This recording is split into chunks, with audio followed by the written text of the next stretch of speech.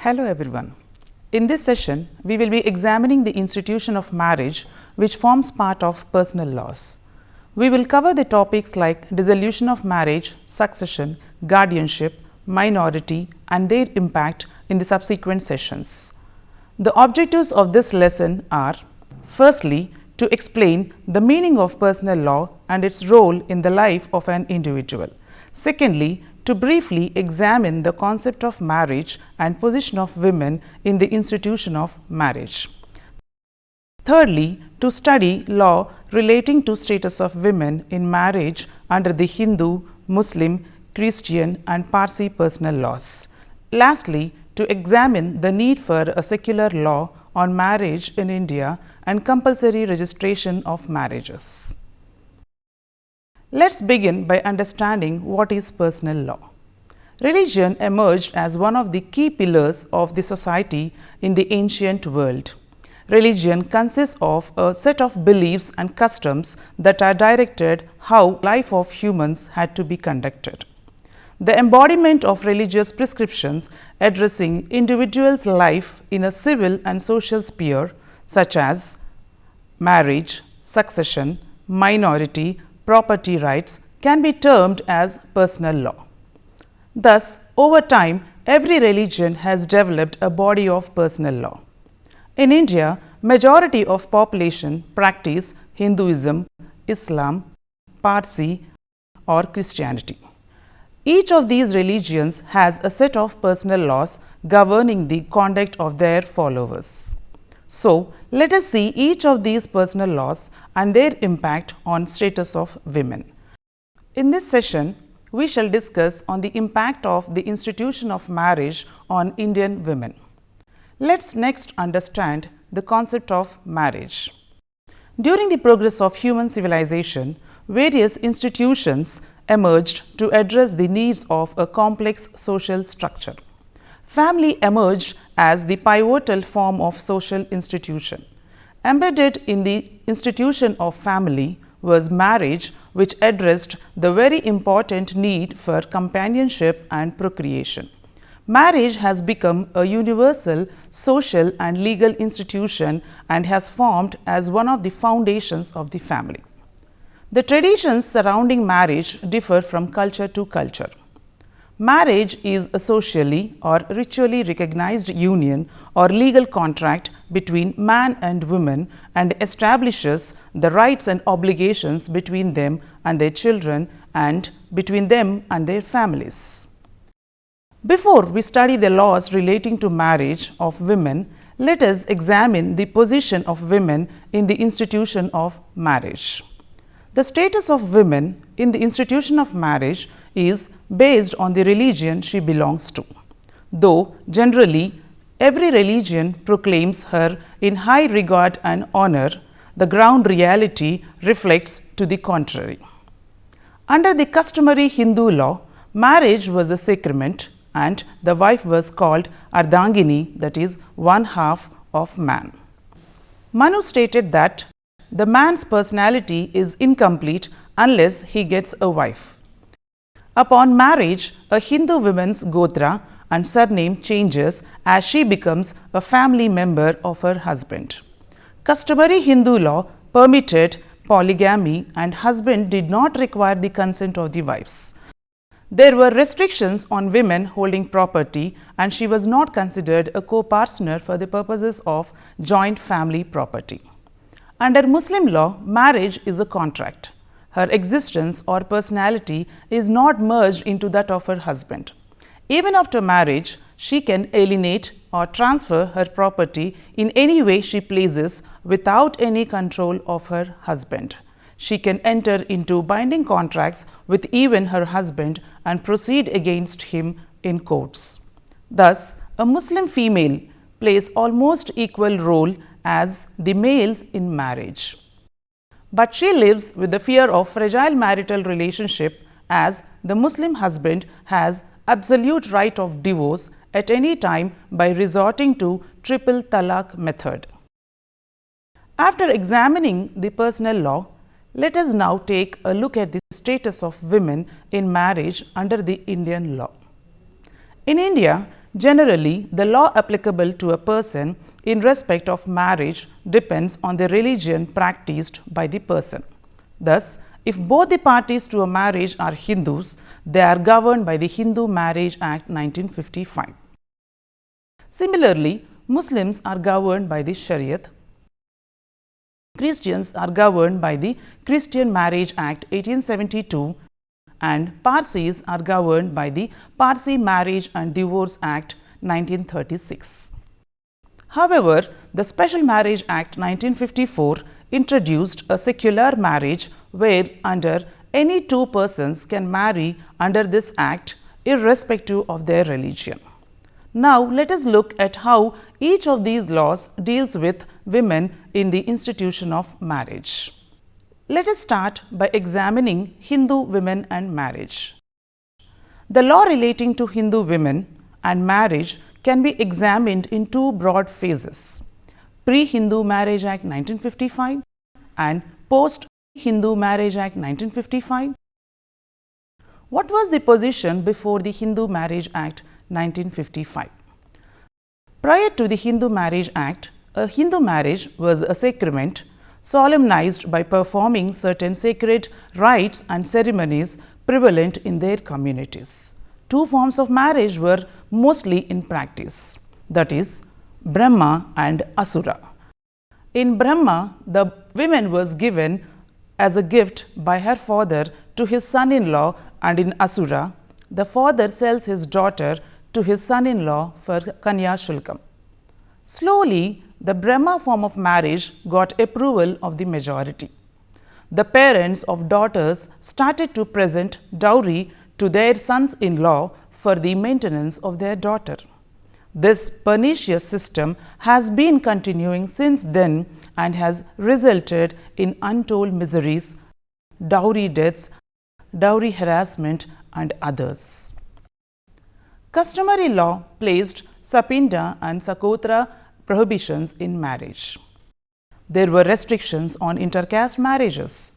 There was no age prescribed for the parties to the marriage, resulting in the evil of child marriages. Polygamy was permitted, but remarriage of widows was prohibited. What is the position after the Hindu Marriage Act 1955? The customary law has been replaced by the Hindu Marriage Act 1955. It made the marriage more consensual and secular than religious and simplified the conditions for a valid Hindu marriage. This act does not specifically recognize any form of marriage. The act confers many rights on the Hindu women and introduced the concept of divorce in a Hindu marriage. The Hindu Marriage Act is applicable to Hindus, Buddhists, Jains, or Sikhs, and any person who is not governed by any other law. What are the conditions for a valid Hindu marriage?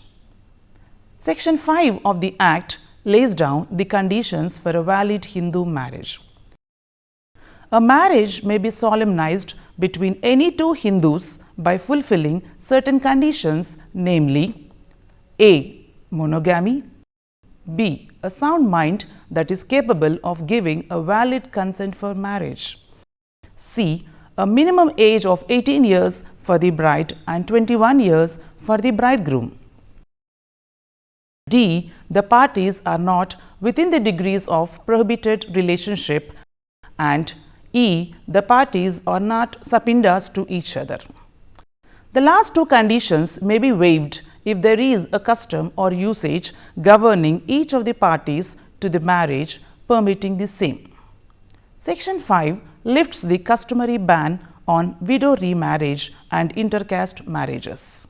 Though the Act prescribes minimum age for marriage, child marriages are not prohibited but are only made punishable under Section 18 of the Act.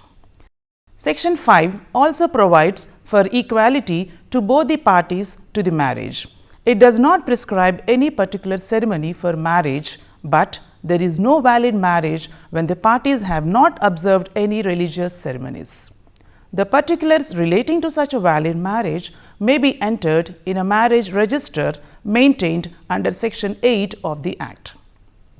Thus, the Act has brought about a certain amount of uniformity in the institution of Hindu marriage, eliminating the evils faced by the Hindu women. Let us now move to Muslim women and marriage. Muslim law is applicable only to Muslims. About 200 verses of Quran are concerned with legal principles and nearly about 80 verses were concerned with marriage, dower, divorce and inheritance. Muslim law is only partially codified and different set of rules prevail amongst different sects of Muslims. In India, Muslim law is governed according to the provisions of Muslim Personal Law Shariat Application Act 1937. Islamic law permits polygamy, though it completely prohibits polyandry. What are the essentials of a valid Muslim marriage? Muslim marriage is a contract, and ceremonies or rites are not necessary for the validity of a Muslim marriage. The solemnization of marriage requires adherence to certain forms and formulas called the essentials of a valid marriage. Non-fulfillment of any of these essentials makes the marriage either void or irregular. The essentials are: A. Proposal and acceptance, B. Competent parties, C. Absence of any impediment. Let us now understand these essentials in detail. Proposal and acceptance. One party to the marriage makes an offer, that is ijab, to the other party, and the other party accepts the offer, that is kabul. The terms of offer and acceptance are captured in the Kabinnama document. According to Shias, witnesses are not necessary, but according to the Sunnis, 2 male witnesses or 1 male and 2 female witnesses are necessary. The parties to the marriage must be acting with their free will and consent. Competent parties. The parties should have attained puberty and should be of sound mind. When the parties are not of sound mind or have not attained puberty, the marriage contract should be entered into by the guardian on behalf of the party concerned. Next, absence of any impediment. The presence of any forbidden relationship is an impediment to a Muslim marriage. A marriage between 2 Muslims related by consanguinity or affinity or fosterage is void. Some of the grounds like unlawful conjunction or marrying the 5th wife or marrying during iddat period or difference of religion and absence of witnesses renders the marriage irregular. A married woman cannot contract a second marriage during the existence of the first marriage. Let's now look at Christian women and marriage. The law relating to solemnization of marriages of Christians is contained in the Indian Christian Marriage Act 1872.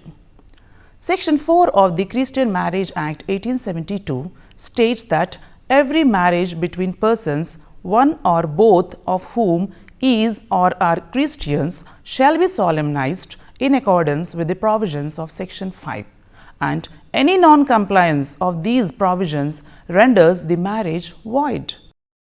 This shows that the Act is applicable where one of the parties is a Christian and the other may be a Muslim, a Hindu, or a person belonging to any other religion. What are the essentials of a valid Christian marriage? Christian marriage is a sacrament and it is usually solemnized by a licensed minister of religion or marriage registrar appointed under the Indian Christian Marriage Act 1872. The marriage may be solemnized according to such form and ceremony as the parties think fit to adopt in the presence of some marriage registrar and of 2 or more witnesses. The marriage is then registered in a marriage register book and a certificate is issued to the parties. Additionally, the following conditions also should be fulfilled. A. The age of bridegroom should exceed 21 years and that of the bride 18 years. B. Neither of the parties has a husband or wife living. C. Marriage to be performed in the presence of the person licensed to grant a certificate and at least 2 credible witnesses of each party should make an oath.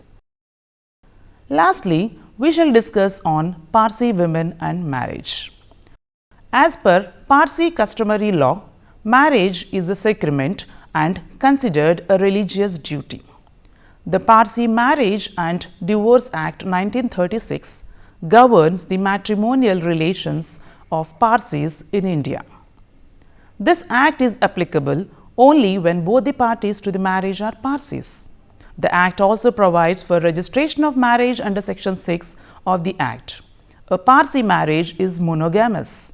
Section 4 declares a bigamous marriage as null and void, and section 5 makes this a punishable offence under sections 494 and 495 of the Indian Penal Code. According to section 3 of the act, the essential requisites for a valid marriage are: A. Parties not to be related with each other by consanguinity or affinity. B. Marriage be solemnized in the Parsi form of Ashirwad ceremony by a priest in the presence of 2 witnesses. C. Parties having attained a minimum age of marriage 21 in the case of male and 18 if female.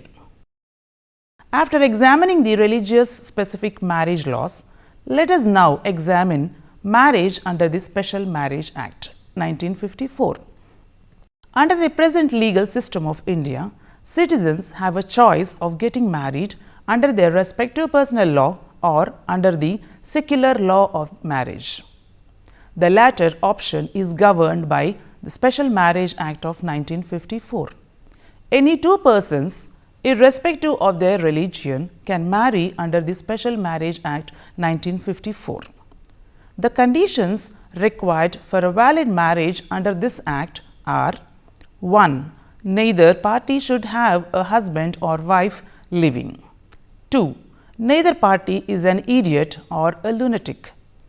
3. The bridegroom must have completed the age of 21 years and the bride the age of 18 years.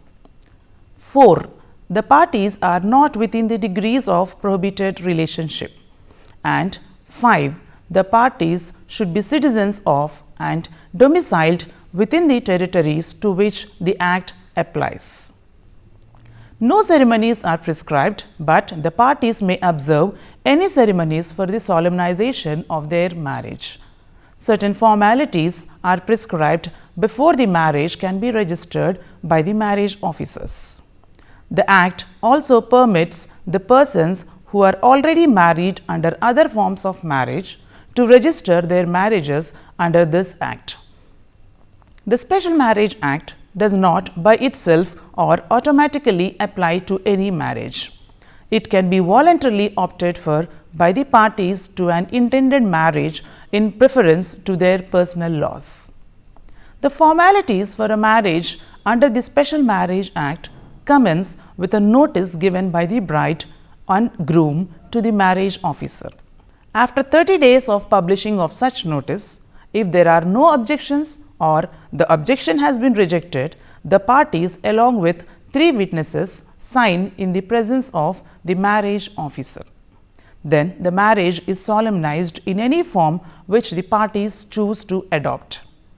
The parties and the 3 witnesses then sign the certificate of solemnization.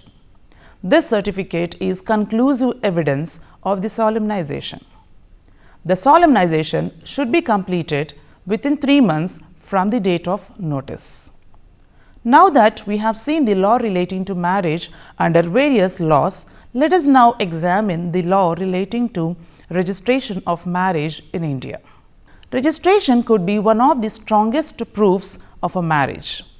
Registration of marriages checks child marriages, prevents marriages without consent of parties, checks bigamy or polygamy, enables women's rights of maintenance, inheritance and residence, deters men from deserting women, and for checking the selling of young girls under the garb of marriage. In India, except in a few states, the Hindu and the Muslim marriages are not required to be mandatorily registered under any current law. Further, the Hindu Marriage Act does not invalidate an unregistered marriage. Registration of marriage is compulsory under the Christian Marriage Act, the Parsi Marriage Act and the Special Marriage Act. While ratifying the CEDAW Convention, India expressed reservation to Article 16 Clause 2, which sought to make registration of marriage compulsory.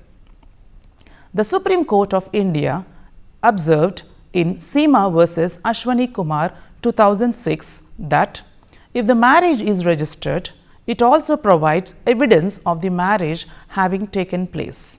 It has a great evidentiary value in the matters of custody of children. The National Commission for Women has been a long-time votary of compulsory registration of marriages and had even circulated a draft bill in 2005.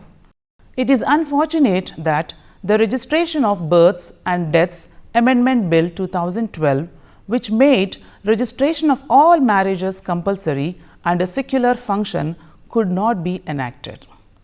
Thus, in spite of all these efforts, only few states like Andhra Pradesh, Maharashtra, Gujarat, Karnataka and Himachal Pradesh have enacted laws for compulsory registrations of marriages. It is high time the states make this mandatory or proceed to legislate a secular law making registration of all marriages compulsory. Let's examine if there is a need for a secular marriage law in India. From the above discussion, it is apparent that different personal laws prescribed different sets of essentials for a valid marriage. Though there may be differences in personal laws, one common thread that runs across is discrimination faced by women. India could not implement the Uniform Civil Code enshrined in the Indian Constitution, hence, the family and succession related issues are still governed by the relevant personal laws. The Supreme Court has opined that marriage, succession and the like are matters of a secular character and do not fall under the freedom of religion enshrined in Article 25 and 26 of the Constitution. The Constitution of India enumerates the necessity of a uniform civil code in Article 44. The Supreme Court of India has, in a number of judgments such as John Vallamatam versus Union of India 2003, has asked the legislature to act upon this.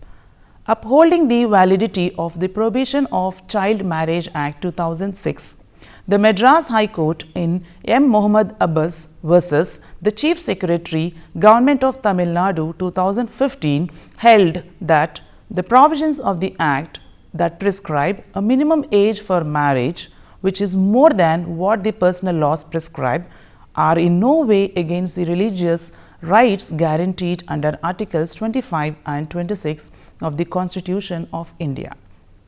The Gujarat High Court has also held that Child Marriage Act was a special act and it will override the provisions of personal laws.